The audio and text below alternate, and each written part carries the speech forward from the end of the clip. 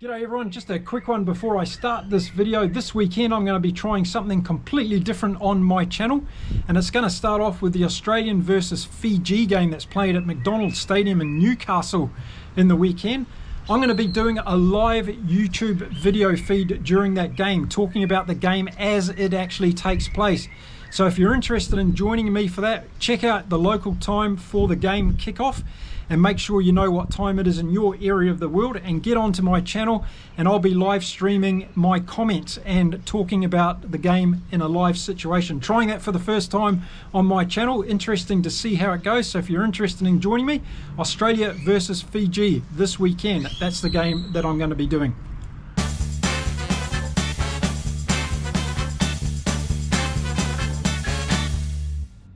G'day everyone, if you haven't been here before, my name is Mark. I'm a 60-year-old Kiwi rugby fan who's living here in beautiful Cancun in Mexico. Today's video I'm going to talk about the All Blacks versus France. Yes, we're going to have a preview looking at that game. What can we expect? What am I going to be looking for in particular? And we'll go through the All Blacks team that's been announced as well. Let's get into it right now. Okay, so if you haven't watched my video where I picked my selection for the team for the All Blacks for this game on Saturday, check it out. It's right there. And you'll see that I wasn't too far out with most of my selections. In fact, I think I got the backline completely correct. But let's start off having a look at the team that Scott Robertson and his selectors have chosen to play against France in the first test at Forsyth Bar Stadium in Dunedin on Saturday. And we'll start off in the front row, and it's going to be as expected because of injuries. Ethan de Groot is going to be one of the props. We're going to have Cody Taylor in the middle as hooker, and we're going to have Fletcher Newell as the other prop, and that's because Tyrell Lomax has got an injury to his calf and he wasn't available for selection. And then moving on to the locks for the All Blacks, and an interesting change here. We've got Fabian Holland, the Dutchman, coming in to play his first test match for the All Blacks, and he's going to be partnering with the captain of the All Blacks, Scott Barrett, for this particular game.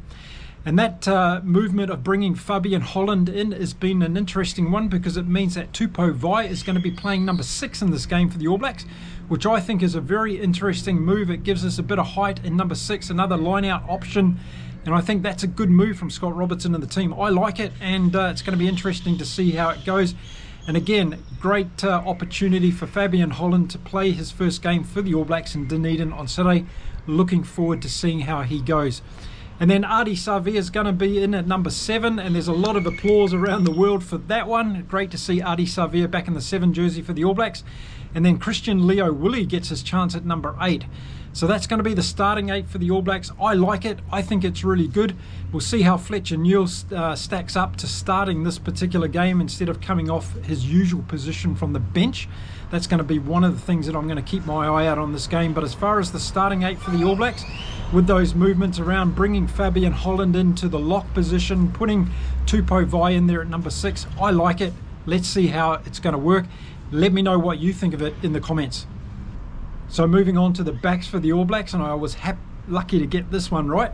So we've got Cam Roygaard at halfback. We've got Beauden Barrett in the number 10 jersey to start this game. His brother Geordie is going to be the number 12 in this game, vice captain as well, Geordie Barrett. And then Billy Proctor is going to get the start that a lot of us have been looking for at number 13. So it's going to be very interesting to see how Billy Proctor goes there. And another thing a lot of us were wishing for, Rieko Ioane's been given a chance in the number 11 jersey. So he's coming in to have his chance, and I hope that it is a chance to see whether he can prove himself, and if he doesn't step up to the task at hand in Dunedin, that we do see some changes for Wellington. But let's not get ahead of ourselves here. He's got a chance to play on the left wing. We know how good he can be there. It's up to him now to prove his worth there.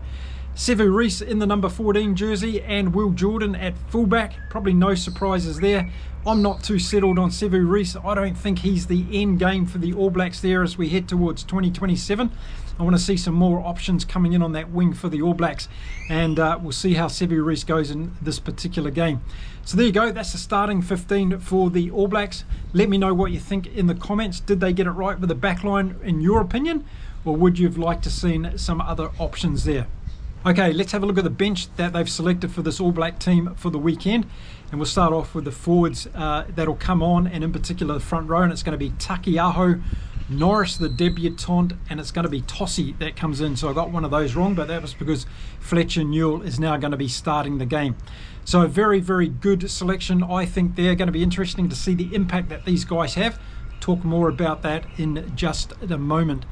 Now, moving on to the other two forwards that are going to come off the bench, and I think this is really interesting. Samapeni Finau is going to be one of them. I had him in my starting lineup, but I like it that he's coming off the bench. He does bring that physicality and that height, and that's something the All Blacks are going to have to be looking for in terms of making that impact off the bench.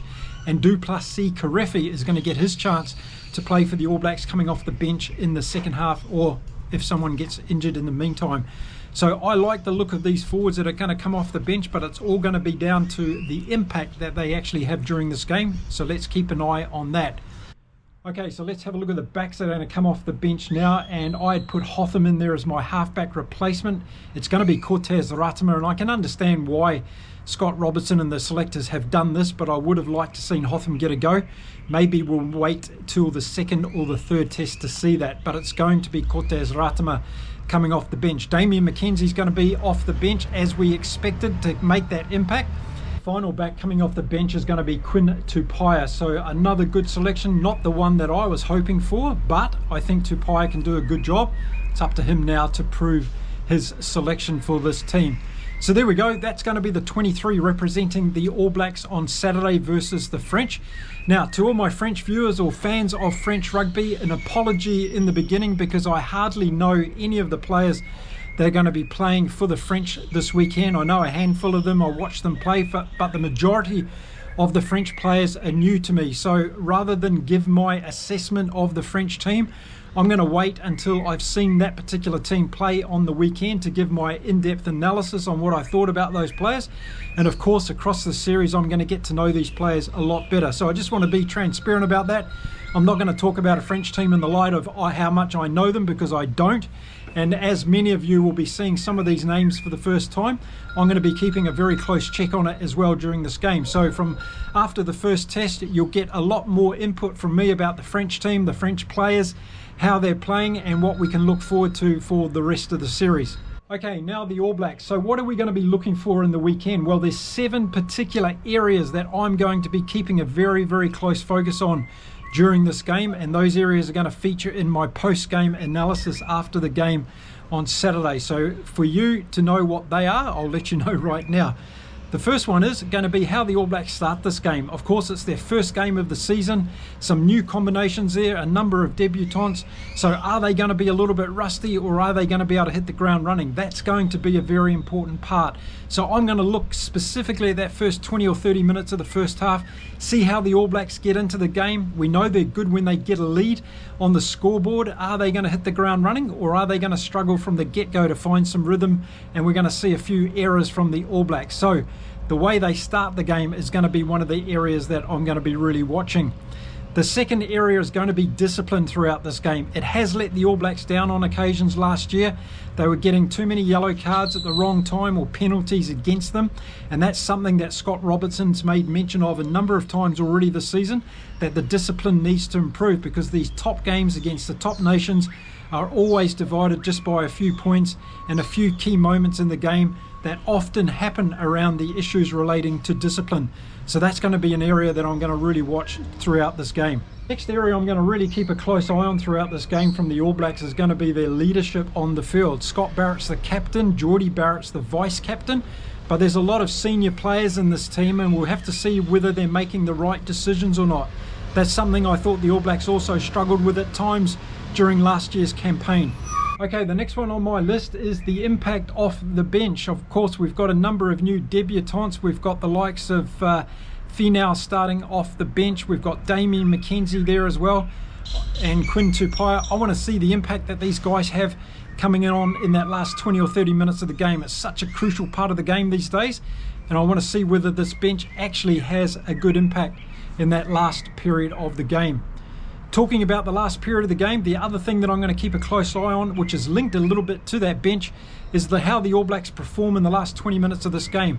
Again, they didn't do so well in those games. They lost last year. They were run down in the last 20 minutes by their opposition. They need to step that up and get back to being good closers of games. And of course, the bench has a lot to do with that.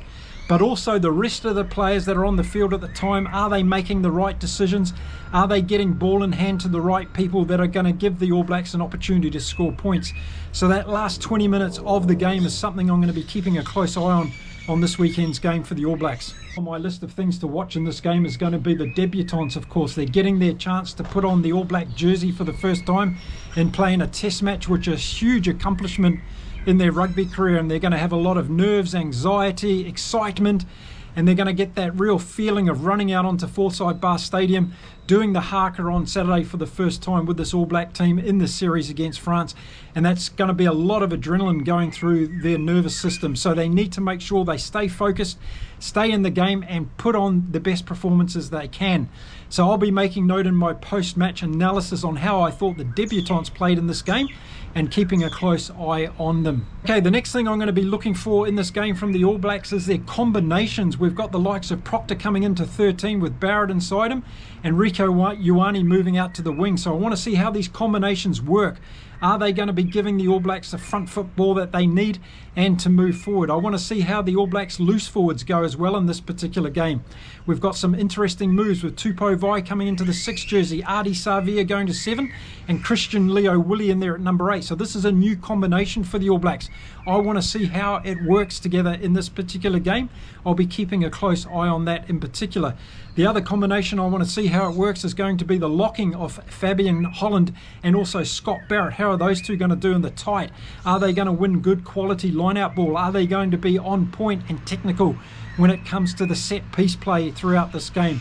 A lot of things to look at as far as the combinations for the All Blacks.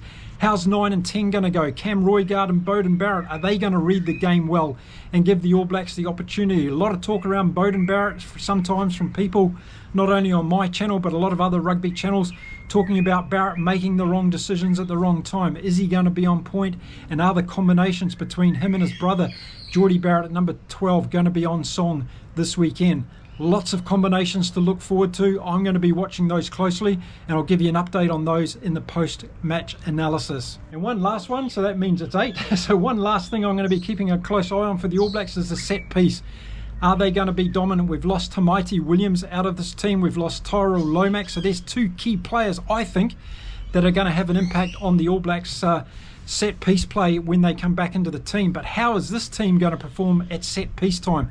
Such a critical part of the game, particularly when the All Blacks are looking forward to games against South Africa later on in the season. They've got to hit the ground running with a set piece, and all of the players that have been selected, particularly the ones that are coming off the bench as well, have to keep the momentum going. So set piece is going to be important for that last 20 minutes. Takiaho Norris coming on as a debutant, and of course Tossie as well. They need to make sure the set piece is strong.